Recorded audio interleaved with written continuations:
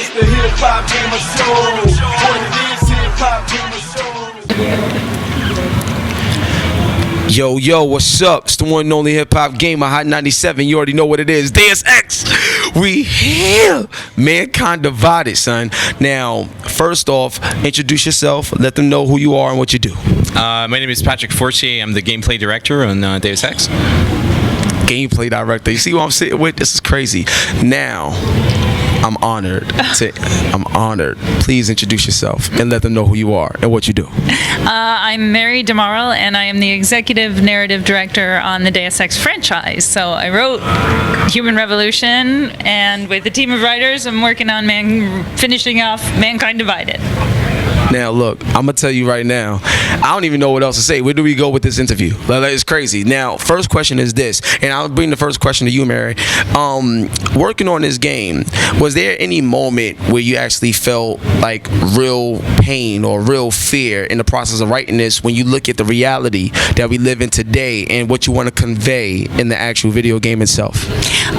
Yes, actually, I remember very distinctly. We've been working on the game for like 4 years, and at the time that we started, we were just picking up with the story of Human Revolution, and it led to this whole thing of focus on terrorism and segregation, everything. And when Paris was attacked, that was several years into our project. And when the Paris attack hit, I remember going home and saying, "Oh wow, I just am like, I don't know, do we get it right? Do we do this right? Will it resonate?" Because that was such a powerful moment in everyone, and you just don't know if we're going to, you try and you hope that you're getting it right, but that's amazing. Now, Patrick, with the gameplay, what's one of the things you want to tell the fans and the consumers of the game? What do you want to tell them via the gameplay? What type of power and control you giving us now, from weaponry, movement, abilities? Lay it all out on a line so the fans could be like, well, damn, where's my pre-order? You know what I'm saying? Like, talk to us about that. Well, all that stuff is really important. Actually, it even ties into the narrative stuff that you were talking about before. Is all about Adam Jensen is back, but like in Human Revolution, it was I never asked for this. It was the origin. He was discovering his augmentations. Here, he's come to terms with that. He wants to own them, and it was like, how do we translate that into gameplay? And we wanted have something that was much more fluid, and that you could activate the augmentations more quickly and access them and reassign them.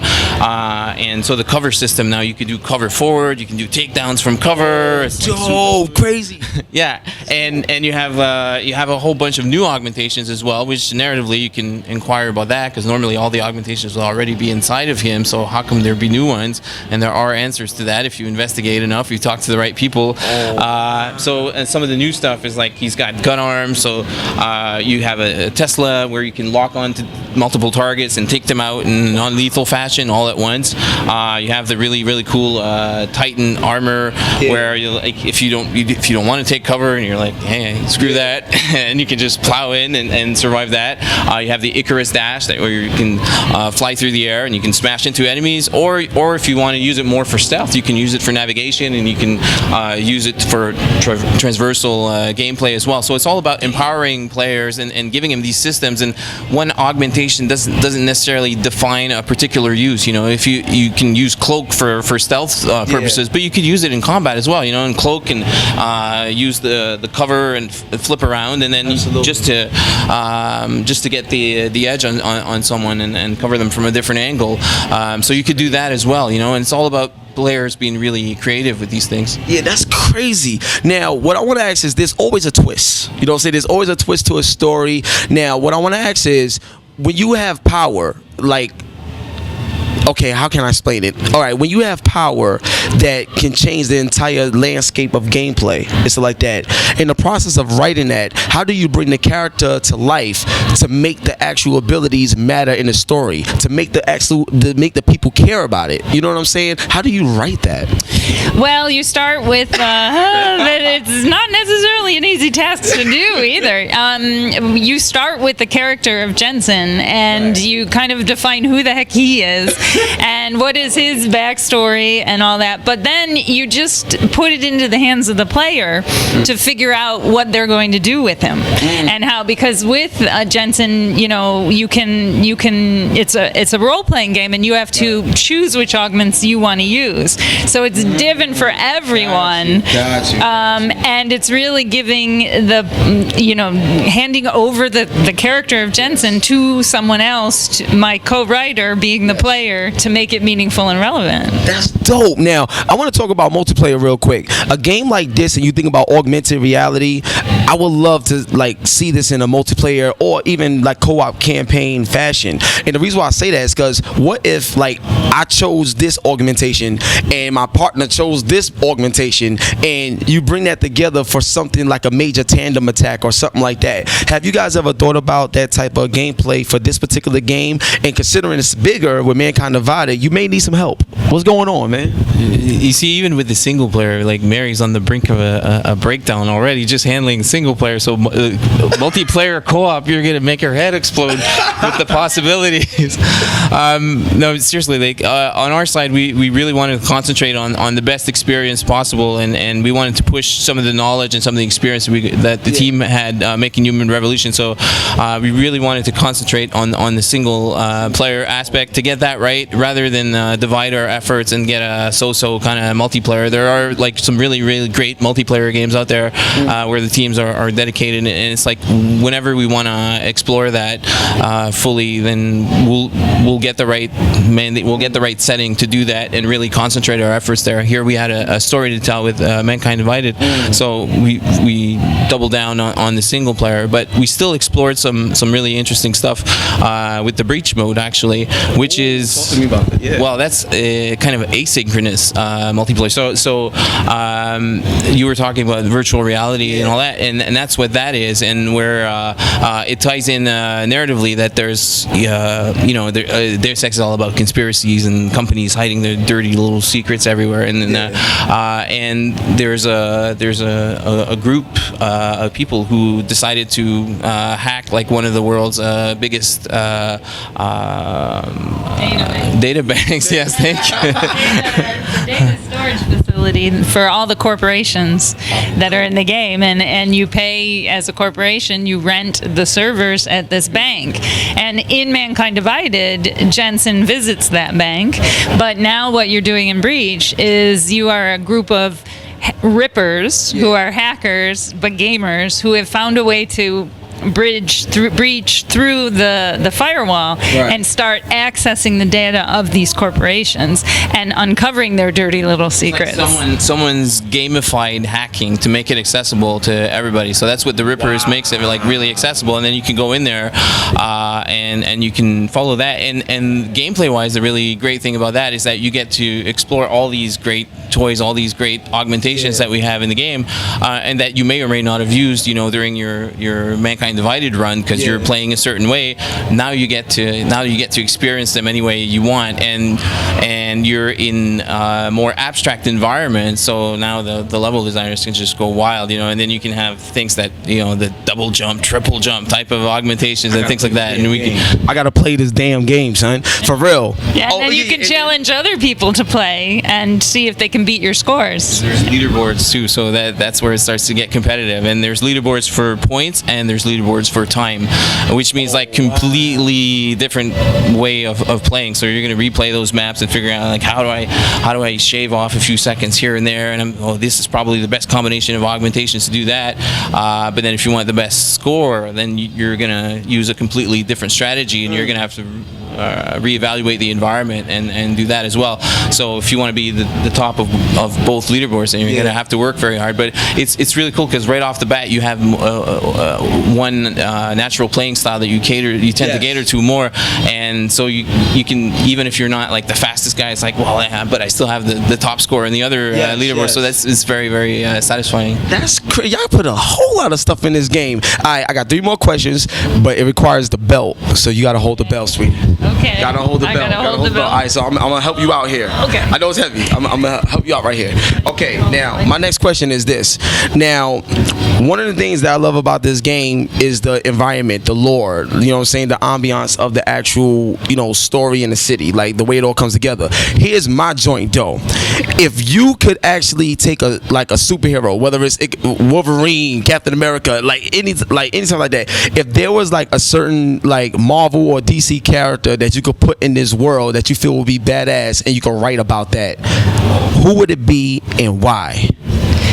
Wow, there's so many possibilities. Yeah, so many things to choose You should from. see the room right now, yo. Everybody got smiles on their faces. It's just gangster right now, yo. We having a good time, son. Go ahead. Well, you said you took one of my favorites, which is Wolverine, but because you mentioned Whoa, that's one of your favorites? Hold me. but since you mentioned him, My head off. Like, that joint is crazy. I love Wolverine. I would love to put Storm in, actually. She's my other favorite. I would love to put Storm into this world and have her walking around and see what happens. Carl just grabbed them look, my boy Critical, I just grabbed them real hard, my whole boy. Yo, we getting emotional right now. Yo, so Storm would be a character? Yeah, she would be one I would love if I could, because she's an amazing person, amazing woman, amazing character, very self-reliant, kind of like Jensen. She has to figure things out herself. Now, my next question, I gotta pass the belt. Gotta pass the belt. Come on, Pat. Gotta hold the belt. Gotta hold the belt. Now, this is another major question, dude. Okay. Now, when it comes to VR, you had made a little brief mention, but one of the things that I like about this game is just the glasses. Like that style. His style is crazy. If you're actually working on this behind the scenes, whatever it is, but have you tested out VR in this world, in this gameplay? How would it work? The reason why is because with all these abilities in a VR way, I think it will enhance the gameplay that much more deeper and be more powerful as a gameplay for the actual fans that get a chance to get their hands on it. Plus, October, the PlayStation VR is coming out. I think that'd be perfect, dude. What's good? I think I completely agree with you. Actually, if you see right here, you might have seen stuff there on that screen. Hold on. Wait, put it like this. I looked over there and I saw something. Finish talking. Great. We're big fans of VR. We think it works really well for this franchise, for the level of detail that we put in everything, all the clutter and all the observation that you're rewarded with normally in the game. And we started dabbling a little bit with it. I have no announcement. We don't have the game in VR or anything like that yet, but we have started experimenting with it, and we've been able to actually rediscover our environments and our world in VR. And it's been, even for the dev team, we play around in these worlds. Like every day we play around them, we're a little blasé about them, whatever, and then we put on the VR helmet and it was like, oh my god, just rediscovering the scope of things and the size and just I think the relation you have with the environment is different. It's like the memory gets stored in a different place in your brain, like as if you've actually visited it, and it's very, very visceral. Total Recall. Oh, that would be. It's too much. It's too much. Like, okay, last question. I'll let y'all go because we have to. Last day of E3. Last question. Let y'all go. Now, okay, I lied. 2 more questions. All right, okay, but it's gonna be quick. When it comes to the announcements of Neo and the announcements of Project Scorpio, the fact that y'all playing around with VR and all these other things, what would these systems do to the games that y'all already making? But also as creators and writers, what will this extra power be able to do for you going forward as developers and creators? How does this help in terms of PlayStation Neo and Project Scorpio? Did y'all get a chance to see them, touch them, anything like that? How will this better? This question for both of y'all, but how will it better what y'all doing now? Am I actually allowed to answer this question? Well, I don't know. Yeah, I think you can tell already that we're we're proponents of new technology, so we like to get familiar with it. That's as far as I can. That's as much as I can say about that. But definitely, I think whenever you get more horsepower technologically, you can push things further. And that's what happened already. You can see from Human Revolution to Mankind Divided, how the scope, the size of things, the more NPCs. Like we went from I think like 20,000, 25,000 lines of dialogue in Human Revolution to like 90,000 in Mankind Divided. So you already get an impression of that, and you can just the fidelity with which you can realize your vision is greater, and you can take advantage of that for sure. Amazing. Now I'm gonna tell y'all something. They've been looking at each other their whole time. Like, soon as I said, they was like, it was like Deus Ex telekinesis. They were like, you say something, I'll punch you in the face when you leave. I'm telling you, it was like real. Is there anything you could say, like, in terms of regarding Project Scorpio on PlayStation Neo that will enhance the craft that you create for this industry? I honestly do not know. What I work on with the Deus Ex is all about branching choices and consequences, and my head is big enough, is ready to explode with just dealing with it with the technology we currently have with Mankind Divided. So to be honest, with these new things, I could end up in a mental institute, I think. I love this. Is the hottest interview ever. Like, all right, last question, and this is a personal, sentimental question. What was one of your biggest fears? This is for both of y'all, but what was one of your biggest fears that you managed to overcome in life that allowed you to be as great as you are today, to give us the greatness that we're able to play? And that rhymes. That's dope. And that was officially the last question, so I would love to know. Live interviews? Yo,